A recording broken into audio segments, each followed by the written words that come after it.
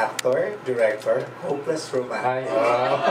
Even before the movie. Oo, so parang itinadhana naman itong para sa hopeless romantic na ako ang gagawa. True. So, yeah, I am a hopeless romantic.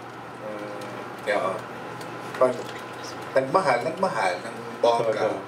Bongga, hindi lang todo. Ay, okay. Iba yung bongga sa todo, di ba? Iba pa yun. Oo, so, yun, ganon. Kaya, habang ginagawa ko itong pelikula, nakaka-relate ako talaga dun sa mga pinagdadaanan ng characters. Lalo na yung character ni Shai.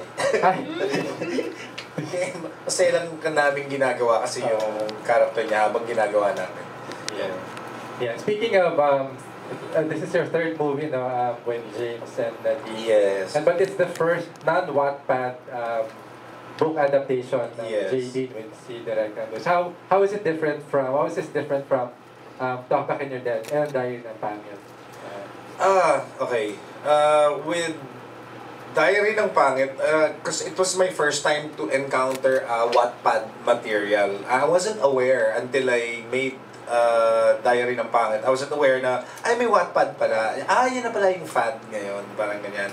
So, after that, I became aware na meron na palang mga maliliit na mga storya o kwento na nagiging libro. They publish it as a book or nasa Wattpad nga. With this one, hindi siya Wattpad. So, I got more excited kasi libro siya. Kasi mahilig naman ako magbasa eh. So, when Boss Vic asked me to do this, binasa ko kagad yung libro. Sabi ko, yung sweet. Diba? Dami hugot. Oo, nakakaganon. So, nakaka-relate. So, it's very relatable.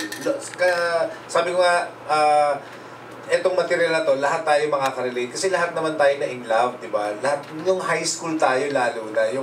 Din yung time na talagang, kinikilig ka pag nandiyan yung crush mo, di ba?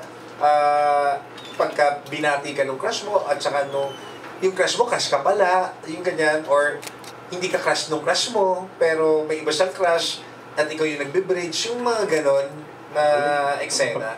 So, sobrang madaling makarelate sa pelikulang ito. So, did it bring you back to your high school days? Hindi, malungkot ang high school. Oo naman. Oo naman.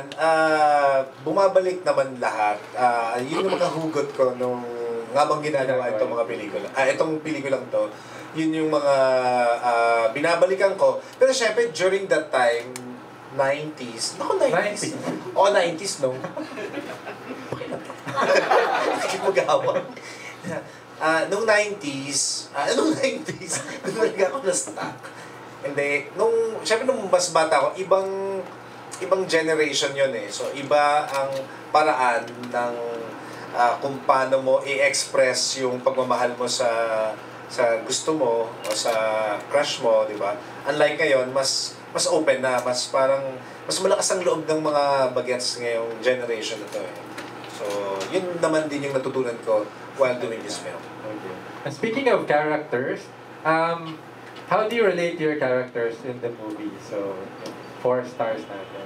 How much of that character is in you, or how much of you is in the character that you play in the movie? For me, I relate to Nico. Nico was my character. Mainly because I've been in that situation before. Hoping na mabalikan.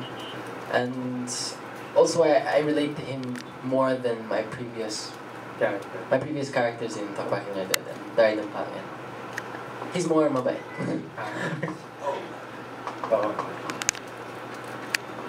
Ako naman po, I can relate to Becca kasi she's very hardworking, mabuting anak, mabuting kapatid, what else? Masipag, working student.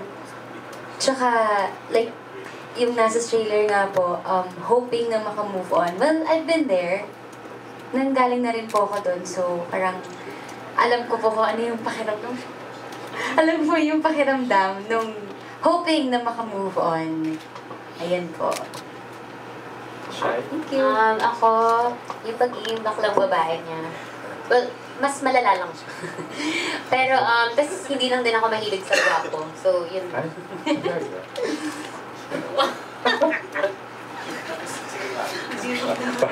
parang si Derek eh, hindi agree. Si AJ. Ako, hindi talaga ako makarelate dun sa character. Siguro kinukuha ko na lang yung acting ko sa yung mga Kasi yung character that is a playboy. Ayun, mahihain nga ako. Kahit, alam naman, ito may classmate ako dito kasi yan. Classmate ko ng high school. Alam naman yan gano'n ka-torpe, gano'n ka-ano. So, ayun, kinukuha ko na lang sa mga na-encounter ko rin ng mga classmates ko, schoolmates ko na playboy. So, parang, paano kaya nila i-aatake ng gano'ng babae, ganyan. So, yun. For Marcelo naman, how has been yung process of from writing the book to having it published and then now na may movie na, and I heard na napanood